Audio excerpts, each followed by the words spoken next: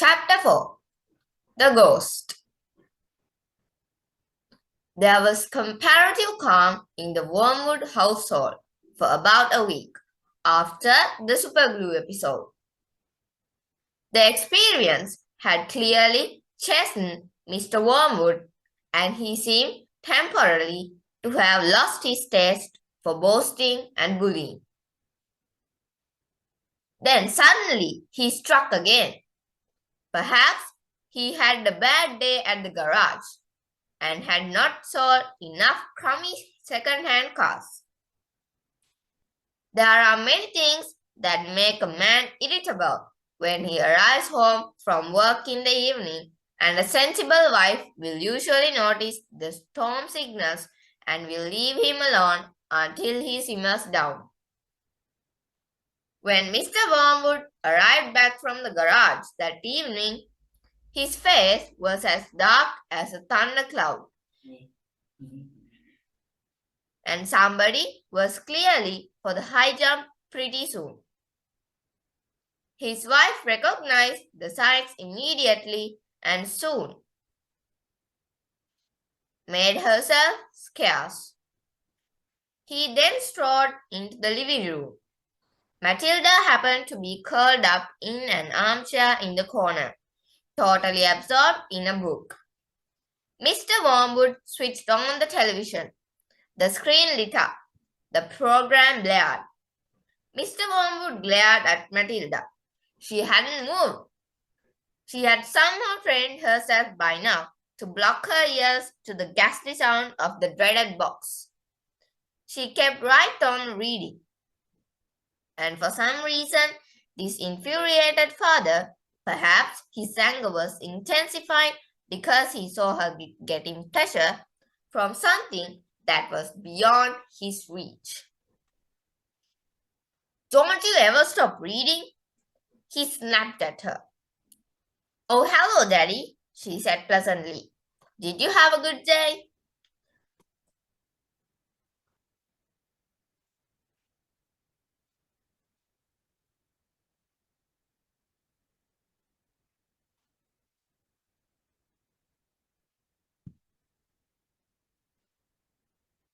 "What is this trash?" he said, snatching the book from her hands. "It isn't trash, Daddy. It's lovely. It's called The Red Pony. It's by John Steinbeck, an American writer. Why don't you try it? You'll love it." "Filth," Mr. Wormwood said. "If it's by an American writer, it's certain to be filth. That's all they write about." "No, Daddy, it's beautiful. Honestly, it is. It's about—" "I don't want to know what it's about," Mr. Wormwood barked. "I'm fed up with your reading anyway. Go and find yourself something useful to do." With frightening suddenness, he now began ripping the pages out of the book in handfuls and throwing them into the waste paper basket. Matilda froze in horror. The father kept going. There seemed little doubt that the man felt some kind of jealousy. "How dare she?" he seemed to be saying with each rip of a page. "How dare she enjoy reading books when he couldn't? How dare she?" "That's a library book," Matilda cried. "It doesn't belong to me. I have to return it to Miss Phelps." "Then you'll have to buy another one, won't you?" the father said, still tearing out pages. "You'll have to save your pocket money until there's enough in the kitty to buy a new one for your precious Miss Phelps. Won't you?" With that, he dropped the now empty covers of the book into the basket and marched out of the room, leaving the telly blaring. Most children in Matilda's place would have burst into a flood of tears. She didn't do this. She sat there, very still and white and thoughtful. She seemed to know that neither crying nor sulking ever got anyone anywhere.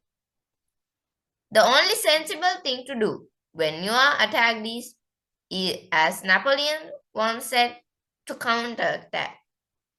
Matilda's wonderfully subtle mind was already at work, devising yet another suitable punishment for the poisonous parent.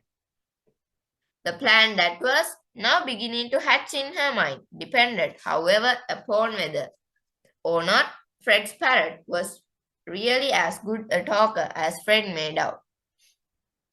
Fred was a friend of Matilda's. He was a small boy of 6 who lived just around the corner from here.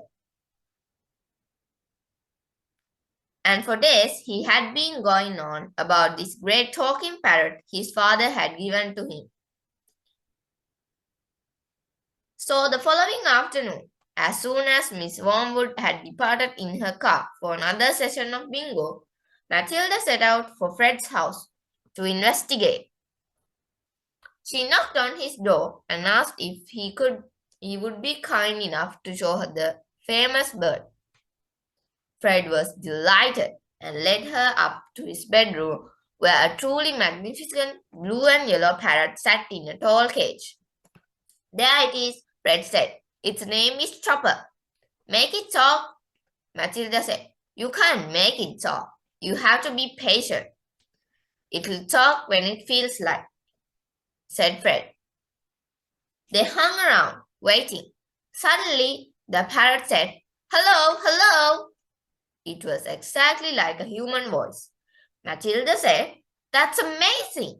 What else can it say? Rustle my bones, rustle my bones, the parrot said, giving a wonderful imitation of a spooky voice. Rattle my bones. He is always saying that, Fred told her. What else can he say? Matilda asked. That's about it, Fred said. But it is pretty marvelous, don't you think? It's fabulous, Matilda said. Will you lend him to me just for one night? No, Fred said. Certainly not. I'll give you all my next week's pocket money, Matilda said. That was different. Fred thought about it for a few seconds. All right then, he said. If you promise to return him tomorrow. Matilda staggered back to her own empty house, carrying the tall cage in both hands. There was a large fireplace in the dining room, and she now set about wedging the cage up the chimney and out of sight. This wasn't so easy, but she managed it in the end. Hello, hello, hello, the bird called down to her. Hello, hello. Shut up, you nut, Matilda said, and she went out to wash the soot off her hands. That evening, while the mother, the father, the brother, and Matilda were having supper as usual, in the living room in front of the television, a voice came loud and clear from the dining room across the hall. Hello, hello, hello, it said. Harry, cried the mother, turning white. There's someone in the house. I heard a voice. So did I, the brother said. Matilda jumped up and switched off the telly. Shh, she said. Listen. They all stopped eating and sat there very tense, listening. Hello, hello, hello, came the voice again. There it is, cried the brother. It's burglars, hissed the mother. They are in the dining room. I think they are, the father said, sitting tight. Then go and catch them, Harry, hissed the mother. Go out and collar them red-handed. The father didn't move. He seemed in no hurry to dash off and be a hero. His face had turned grey. Get on with it, hissed the mother. They're probably after the silver. The husband wiped his lips nervously with his napkin. Why don't we all go and look together? He said. Come on then, the brother said. Come on, Mom. They are definitely in the dining room, Matilda whispered. I am sure they are. The mother grabbed a poker from the fireplace. The father took a golf club that was standing in the corner. The brother seized a table lamp, ripping the plug out of its socket. Matilda took the knife she had been eating with, and all four of them crept towards the dining room door. The father kept well behind the others. Hello, hello, hello, came the voice again. Come on, Matilda cried, and she burst into the room, brandishing her knife. Stick 'em up, she yelled. We've caught you. The others followed her, waving their weapons. Then they stopped. They stared around the room. No one was there. There's no one here, the father said, greatly relieved. I heard him, Harry, the mother shrieked, still quaking. I distinctly heard his voice. So did you. I am certain I heard him, Matilda cried. He's in here somewhere. She began searching behind the sofa and behind the curtains. Then came the voice once again, soft and spooky this time. Rattle my bones, it said. Rattle my bones. They all jumped, including Matilda, who was a pretty good actress. They stared around the room. There was still no one there. It's a ghost, Matilda said. Heaven, help us, cried the mother, clutching her husband round the neck.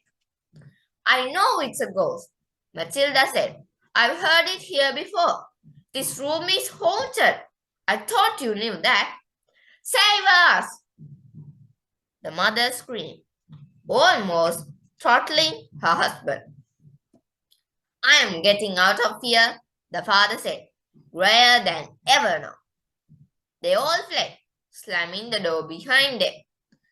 The next afternoon, Matilda managed to get a rather sooty and a grumpy parrot down from the chimney and out of the house without being seen. She carried it through the back door and ran with it all the way to Fred's house. Did it behave itself? Fred asked her. We had a lovely time with it, Matilda said. My parents adored it.